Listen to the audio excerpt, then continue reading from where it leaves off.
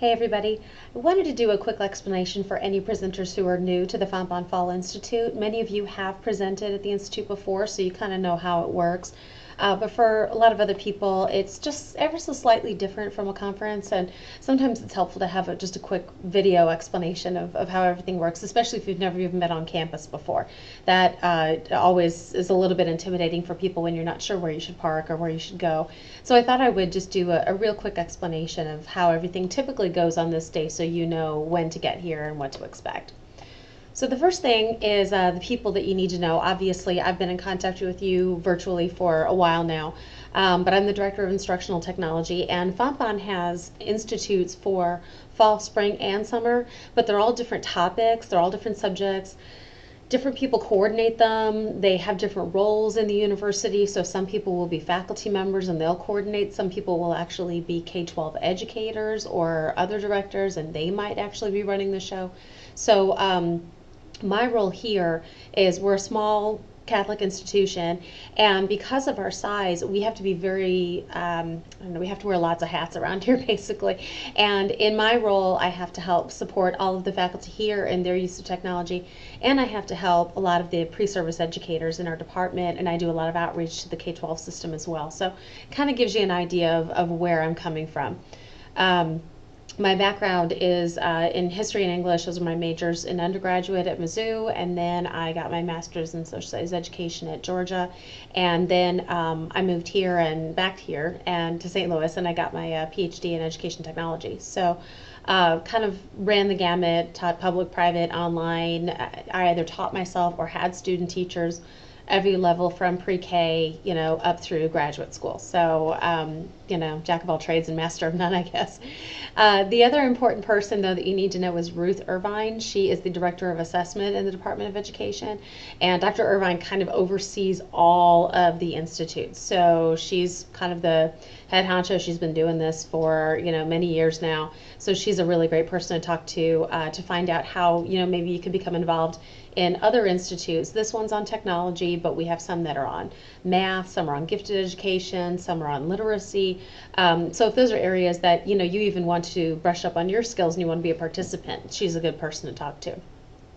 The last person is definitely not the least person that you need to know. Betty Gieser is the Graduate Programs Administrator, and she is in the Department of Education. She is the one who pays you. That's really, really important. So you want to make sure that you know who she is. She's the one who kind of knows everything for that day, knows where everybody's supposed to park. She gets everybody passes. She gets them their tax forms, all of that stuff. Those are all really, really important things. So you're going to want to make sure that you know her as well. Okay, so housekeeping and logistics, just a few, basic things about how it's run. The Institute is a little bit different than a traditional conference. It's limited in the number of people who attend. We usually have about 80 people tops. It can go as high as 120, but it really just depends on what's going on that semester. The students who attend and are Fontbonne students are actually earning credit for it. There are even some students who are not actually listed Fontbonne students. They're teachers out in the field, and they're thinking about coming back to school. And so this is a real easy way for them to get 1 or 2 credits, cost them very little to attend, and so it's a great benefit for them too. That's how it's a little bit different, is that there are students who are taking it for 2 hours, actually have a class meeting before the Institute. They develop a project, which you will actually see during the exhibit hall. They start doing some research on various tools and strategies or policy issues related to the technology. So they're going to be participating on Institute Day in that respect. And then the students who are 1 hour students only attend that day and then have a post meeting where they will elaborate on some of the things that they learned in your sessions. So while you are a very typical presenter or a workshop leader, one that you might see at METC or something like that, this isn't a congratulations, we're going to give you some money to go to a conference and nothing else is expected out of you beyond that point. The students who attend have to do research ahead of time. They have to pay close attention to what's going on during the day, and then they have to show up at the end, and usually about 2 weeks after the Institute, and really elaborate quite a bit on what they learned and how they think it applies to their situation. So there are actually assignments attached to this. So in a way, you're kind of an instructor for the day. You're sort of a contracted adjunct, if you will. So that's why you may see your participation might be a little bit different. You might have students asking you if they can contact you with questions later on. You might have them asking more questions during the session because those are things related to their assignments. So just to kind of let you know how that works. The networking and collaboration, in addition to information distribution, is another important component here. We really encourage our students to get out there and meet people who are in the field, who are practicing, so they can get some practical advice. They can get to know who's already out there. Makes the job hunt a little bit easier for them, after they're done too. So they are prepped quite a bit, especially the 2-hour students, on how to network with people in these various capacities. And then we also have connections beyond the Institute. We have a Google site. You can be added to this Google group. You can get communication about the Institute, after it is concluded. So we're trying to build some bridges between higher ed and K-12. We've always been very, very separate. That doesn't serve either one of us very well. So what we're trying to do is get everybody on the same page with how these technologies need to work. And it's a good opportunity for us to announce different initiatives that are going on campus. I also find out about what's going on out in your schools, and that helps us to prepare our teachers so that when they come to you, they're really good. So that's a very key, important component of why we do this. The other important thing I mentioned, how do you get paid? You want to make sure that you contact Betty Geezer. You should have gotten a tax form and a parking pass, and you should have gotten some of that information either with this link or at some other point. But if you didn't, please let me know, or definitely let Betty Geezer know, and she can certainly get information to you. And I'll make sure to copy all of this onto a document so you can see that. It's a little bit unclear here. The parking and location of the Fontbonne campus, it is, I'll show you the Google site in just a minute. I'll make sure to put a campus map up there. But I was a geography teacher for many years, and my father was a cartographer for the Defense Department. You will not be confused at all about where you're going. Okay, you will know exactly where to park. You will know exactly where you're supposed to be. You will know exactly what kind of technology you're going to see in the room that you walk into. Nothing, no detail is really left untouched here. We're very, very thorough, just because we want things to go very smoothly on Institute Day. We always run on a very small staff to get everybody to move around easily, and so it really helps to have things launched ahead of time. But basically, you can park anywhere on campus. Our campus is located in Clayton, so it's we're on Wydown and Big Bend if you're familiar with the St. Louis area. But again, if not, I'm going to go ahead and put a map into the Google site. Come to think of it, I don't think I did that yet, so I have to make sure I do that. But then if there are any other questions that you have about anything, again, you can just contact Betty. She is just the Institute guru. Okay, so the schedule, just really, really quickly, 8:45 to 9. 8:30 to 9, whenever people get there. We're there way before the crack of dawn. So anybody who arrives around that time, that's when they can sign in. They can collect any materials. The students have an opportunity to ask me questions, since I also teach all of the classes. So that kind of gives them a little bit of time to get caught up. And then we're going to go ahead and start the keynote at 9 o'clock. Breakout sessions 1 and 2 are at 10 and 11 respectively. You have 50 minutes. Please have a really good idea of how your session is going to go so that you don't go over that time. It's perfectly fine if you finish a little early. That happens all the time. We can't ever nail it just perfectly. But the more you practice your presentation, the easier it's going to get, and you're going to have a real good idea. And again, just build in a little bit of time for those questions, because if they don't ask you in the session, they will hound you, they will track you down somewhere, and they will be sure to ask you those questions. So just kind of work that into your time. Once we get to 12 o'clock, then we'll have lunch in the exhibit hall, as I mentioned. We will also have a guy from IT there who is going to set up a little table off to the side for you to ask any questions you may have about a browser that's giving you trouble, or why a certain technology just doesn't seem to be functioning with your hardware. So that will be an opportunity for you to ask questions of John, and he's a really fantastic, highly approachable guy, certainly approachable for IT. So all of those sort of nuts and bolts things can be taken care of during lunch. Again, break. breakout sessions 3 and 4, I'm sorry, that's incorrect here. 3 and 4 are at 1 and 2 o'clock respectively, again, 50 minutes. And then from 3 to 4, we have a closing address and then any announcements after that. In truth, it usually goes only till about 3:45, so, you'll be out of here by that time. All right, let's see, the last part here is social media use. I run 2 feeds out of FontBomb. There's FBU Educators and there's AP FontBomb. FBU Educators is a K-12 listing, and AP FontBomb is more pre-service teachers, graduate education, information. So if you want to follow either one of those, depending on what your objectives are, have at it. The institution hashtag for this one is FBU FITT13, FontBomb Institute for Teaching and Technology. That will be posted all over the place as well, so you won't miss that. I told you there is a Google site for information. And then if you have any other suggestions, I'm always open to any other ideas for social media use. We typically stick to Twitter because this is mostly professional development stuff, but I don't think we've gotten on Pinterest or Instagram or any of the other things that tend to be used more for personal reasons. I personally am on Google Plus a lot, so if you have some other social media suggestions that you think would be good, especially after you go through Institute Day and you think, what, I think you guys would really like to do this, please definitely let me know. Always about the suggestions.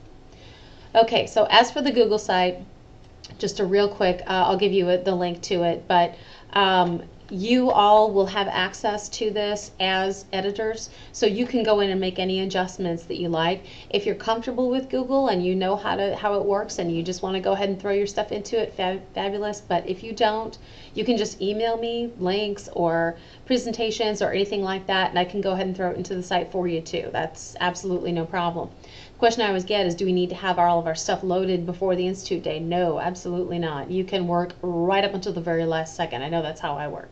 But if you can at least give us a copy of it that day or the next day or two after that, so that we can give it to the students and then they can go back and review, because one of the common complaints with a lot of these sort of sessions, as you know, is that if there's a session that has 4 really great breakouts and you're only allowed to attend one, you can't attend all of them. So it's at least good to get the materials and the information. But there is a little information here on how to use the site. The breakout session schedule, that is important to you as a presenter. So if you click on, and Google Sites is a little bit weird about their content menu here. I've never really liked it, but you need to make sure that you click on breakout sessions, and then it will give you a long detailed list of all of the different sessions that are here. Ben Gray is our keynote speaker. I don't know if I told you guys this already, but he's the Director of Innovation for one of the Chicago districts. I'm fascinated to hear what that even entails. Sounds like a job I'd want to have, so I can't wait to hear the great things that he has to share with us. But I've seen him at METC several times.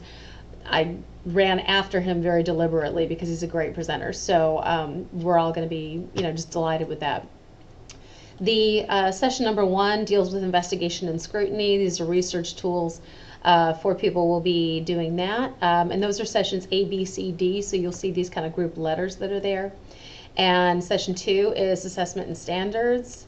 Never the most exciting, certainly not the sexiest thing to talk about at a tech conference, but really, really important for our teachers to know. The wow factor is what they like. It's tools for student engagement. They always get very excited about that. And then the new horizons, the tomorrow's technologies and strategies that are available now. And then Ben will go ahead and close out the day with some more remarks there. The part of this site that you're going to want to be aware of is when you go into these different session icons, if you click this little gray arrow, you're going to see these different groups listed here. Okay? And I'm going to go ahead and go into group D because that one I know is completely finished. Now you can see Don here. Hi, Don. So there's a presenter, his name, his session name, the session location, the description. What Don will be able to do, what all of you will be able to do actually, is if you will have editing privileges. So again, you can go up to this little edit page icon here, and you can scroll down, and he can go ahead and submit all of his documents here. So if he goes up to, well, this is kind of cutting me off because of the my configurations, but he can go ahead and load in any PowerPoints or Prezi links or anything like that that he used that that students might be able to find. And then he sent a bio and some contact information for participants. So I would love to see something, very similar to this. He even had, a headshot already set up. Now, I'm not that fancy. I just have kind of regular regular pictures, which is perfectly fine too. So if you have a picture of yourself and you don't mind sharing it with us, great. If you don't, you're not terribly comfortable with that, that's perfectly fine too. But I would love it if you guys would send in, some sort of bio or description about what you do, and then any contact information that you would be willing to share with participants so that they can access you if they have any questions. Now, you can see, I think mine, is here. Is this a later one? Yeah, so you can see I obviously don't have this is all my Google shots, and it's all over TED Talks and everything.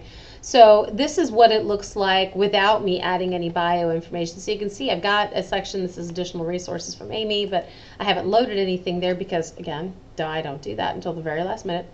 But typically, this is what I have for all of you. I have the name, the location, the description, and then a space for additional resources. But because I don't have anyone's bio or pictures or contact information, if you can either send that to me, or if you want to go ahead and, if you're comfortable with Google, you want to load it in yourself, go right ahead. Other areas of the site don't really matter all that much to you. The exhibit hall students are going to go ahead and post their materials and their handouts in here for everybody to access them later.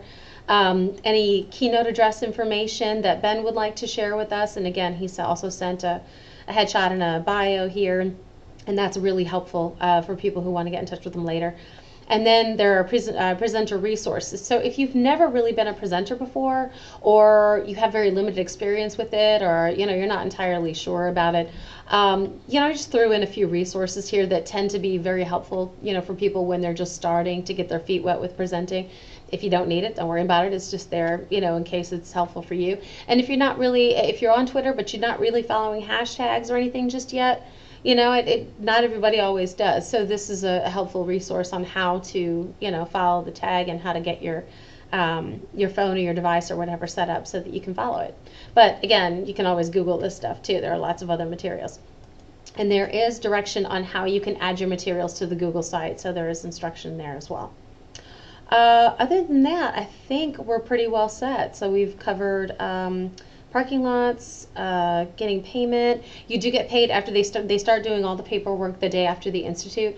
And the reason for that is that we've had people kind of drop out at the very last minute, and so we've had to kind of do some rearranging, and we hate to send out a check for some people who didn't do their job. So we usually wait until right after that, but you should have it within a couple of weeks right after the Institute.